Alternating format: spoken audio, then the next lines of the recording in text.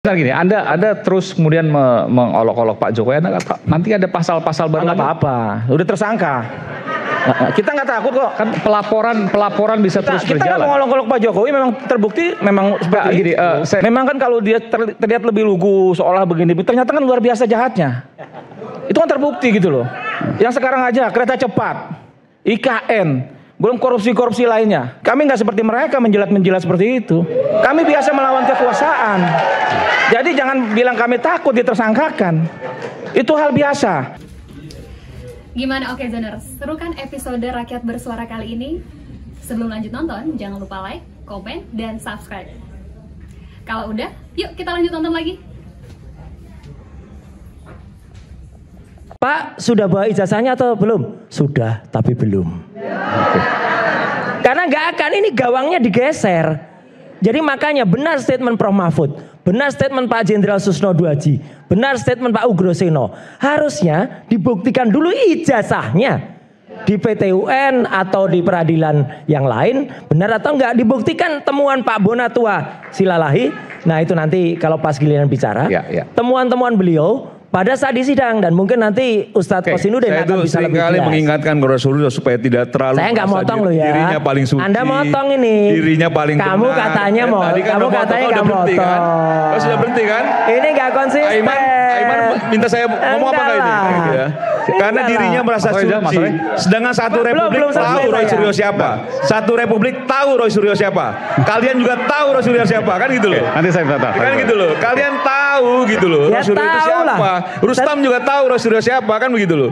Jadi maksud saya tidak boleh merasa dirinya paling benar sendiri, tidak boleh Roy Suryo. Kalau Semar menurut saya nggak tahu siapa Roy Suryo. Karena banyak juga kesalahan yang Roy Suryo lakukan di Republik ini, kan begitu loh. Justru saya tidak tahu Semar. Semar tidak tahu siapa Jokowi. Mungkin yang hari ini terlihat seperti orang-orang dari sana, dari kampung katanya, tapi aslinya itu luar biasa jahatnya gitu loh. Kan begitu. Yang jelas nanti saya akan buktikan bahwasanya. Tapi misalnya gini, Anda terus kemudian mengolok-olok Pak Jokowi, nanti ada pasal-pasal baru. Nggak apa-apa, udah tersangka.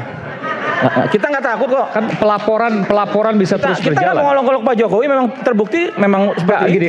Saya juga terus terang tidak suka ya mengolok-olok orang siapapun itu, apalagi siapapun lah ya, Pak Jokowi dan lain sebagainya. Cuma saya begini, jangan juga kemudian kita membuat agar orang lain kemudian memberikan kesempatan melaporkan sesuatu gitu. Yang hal yang tidak perlu, yang sekarang tidak memang seperti itu. Saya harus ingatkan Anda, Mas Aiman. Memang kan kalau dia terlihat lebih lugu seolah begini, ternyata kan luar biasa jahatnya. Itu kan terbukti gitu loh. Yang sekarang aja kereta cepat, IKN, belum korupsi-korupsi lainnya. Ini kan cuma masalah menutupi diri aja dari kejahatan yang dilakukan gitu loh. Apa kita harus bilang dia orang baik, orang benar, orang hebat di Republik ini? Kan enggak juga. Kami terbiasa bicara seperti ini karena kami di lapangan seperti ini gitu loh. Kami nggak seperti mereka menjilat-menjilat seperti itu. Kami biasa melawan kekuasaan. Jadi jangan bilang kami takut ditersangkakan. Itu hal biasa. Aktivis-aktivis senior saya bilang, Bang saya begini, Bang Hariman Siregar, Bang Andi, Bang Indro Cahyono. Dia malah bilang, Mas Bintang, aktivis tuh nggak usah takut ditangkap katanya. Itu hal biasa gitu loh. Jadi kalau mereka ini kan penjilat, berbeda dengan saya. Jadi jangan sama dengan saya, takut seolah dilaporkan. Begitu. Betul nggak Bang Semar? Bang Semar tahu lah siapa kita ini. Kawan-kawan Bang Semar juga mungkin kawan kita juga. Saya nggak tahu Rustam, tapi saya tahu teman-teman Rustam. Saya tahu bahwa aktivis memang diajar untuk melakukan perjuangan nilai untuk tidak takut mendapatkan sanksi apapun, iya. Iya. Tapi bahwa kami ini kau katakan penjilat bukan. Oh, itu orang juga udah tahu. Ini soal itu orang sudah mau membaca. Ya, ini soal positioning. Dibuktikan aja dulu penjilatnya. Ini dulu. Soal positioning bahwa Rustam dan kawan-kawan ada di sebelah, kami ada di sini. Kami meyakini yang A, Rustam meyakini yang B. Itu kan soal berbeda pendapat dan berbeda pikiran saja. Bukan soal siapa yang dijilat, siapa yang menjilat. Jangan-jangan memang ini soal ada kesakit hatinya dan sebagainya. Tidak ada apa yang mau sakit hati. Menurut saya warga negara Indonesia semua biasa orkestrasi gitu. yang dibangun ketika saya melihat tidak lepas dari kepentingan Jokowi politik melakukan kesalahan di Republik ini, ya kami lawan gitu loh. Tapi yang jelas gini Mas Aiman, ini kami aja baru dalam status diterapkan tersangka saja udah pada ribut dan bertindak kegirangan. Itu kalau kata Bung Karno dulu, Di satu sisi rakyat berteriak sorak-sorai kegembiraan. Sementara di sisi yang lain ada yang sudah naik level tidak hanya tersangka, bahkan terdakwa, bahkan terpidana. Udah terpidana 6 tahun, masih mengolok-olok hukum Indonesia dan masih dapat gaji sebagai dia seorang komisioner. Ini kan keterlaluan.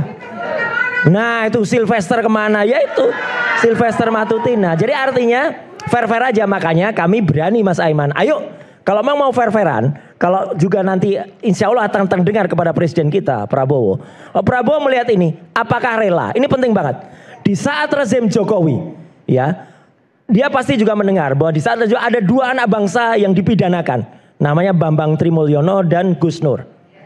Pak Prabowo, di saat rezim Anda, di saat rezim Prabowo Subianto, apakah Anda juga akan melihat dan membiarkan ada jumlah angkanya itu angka kesayangannya Prabowo 8 tersangka Oke. Dan nantinya juga dipidana, dan dunia akan mencatat Jokowi mempidanakan 2 orang gara-gara ijazah palsu yang hanya berupa fotokopi.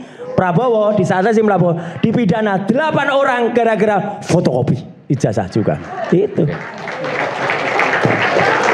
Saya ke Bung Bona.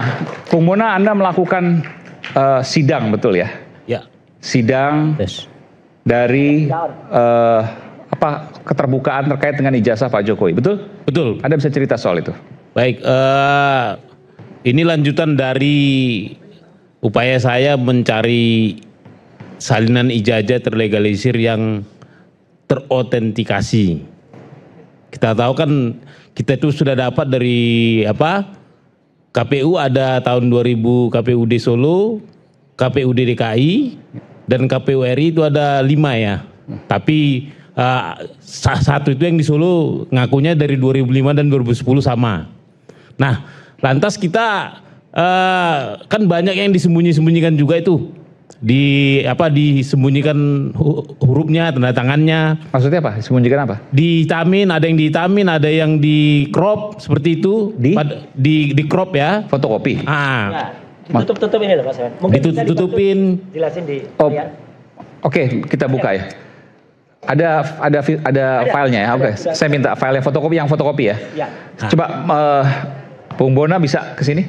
Bisa. Sekaligus tunjukkan. Bawain Ini apa? aja, Bung Bona. Ya. Yang fotokopi legalisir. Bebas. Yang mana? 2000 berapa? 14, 19, Ini juga 2012. bisa sama aja nih. Sama aja semua. Ya. Oke. Tapi kalau lebih gede kan bagus. Ya, oke. Kalau ada. Oke, kita tunggu. Nah, ini dia. Ada. Jadi maksudnya mana? Nah, jadi ini kan ditutupin nih.